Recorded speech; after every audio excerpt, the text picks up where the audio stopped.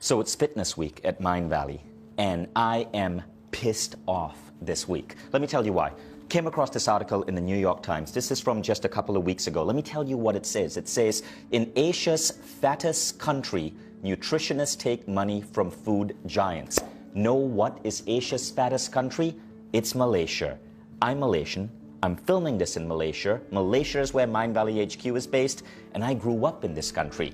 And as I read that article, I felt sick. Sick because what the New York Times exposed is how government officials in Malaysia take money from food giants like Nestle and then are swayed to take what is essentially crap and market it as healthy food.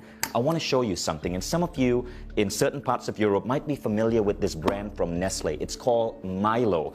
Look at the box. It shows a guy doing taekwondo, which is a martial art. It's very popular in Malaysia. I studied taekwondo as a child. Now the thing is, I was trained as a kid in Malaysia to take 2 to 3 glasses of Milo every single day because of advertising that said this made me better at sports. Then I read that article and I decided, wow, surely Milo can't be that bad. So I looked at the ingredient list. Let me show you something. This is a can of Milo, and everything below this blue line, 40% of this can is nothing but pure sugar. In Malaysia, this is considered healthy. I wouldn't feed Milo to my child as a recreational drink. It's 40% sugar. But the article in the New York Times talks about some even more disturbing stuff. This is Honey Stars, right? Nestle paid the government hundreds of thousands of dollars to advise them on nutrition. As a result, Honey Stars, which is one of the highest sugar content of any cereal, gets a red sticker from the government, from the health body of Malaysia, saying this is a healthy choice product. Again, this is the problem in the world today, guys.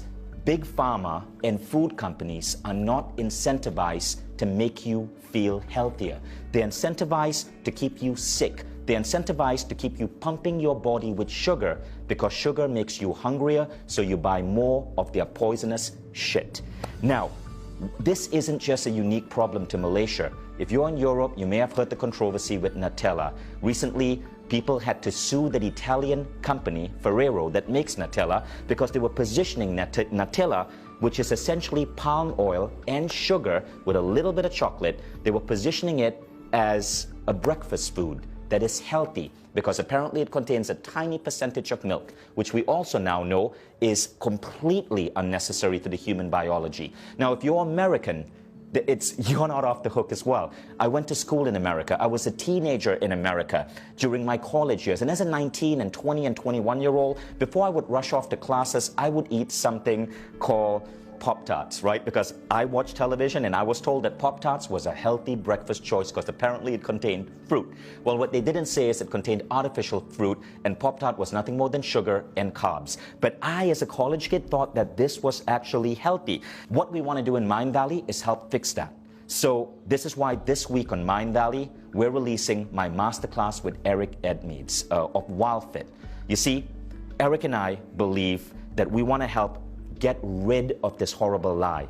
And in this masterclass, we teach you how to rewire your brain to change your relationship with food. Because get this, if you're trying to lose weight, if you're trying to have a healthy BMI, if you're trying to expand your longevity, exercise is great, but 95% of your body shape has to do with the food you eat. But we've been brainwashed and conditioned to spend money on what is essentially poison.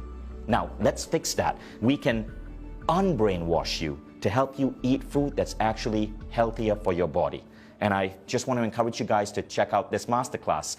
As I was doing research on this week, I just kept getting increasingly disturbed by what I read. Can't wait to see you guys in the program.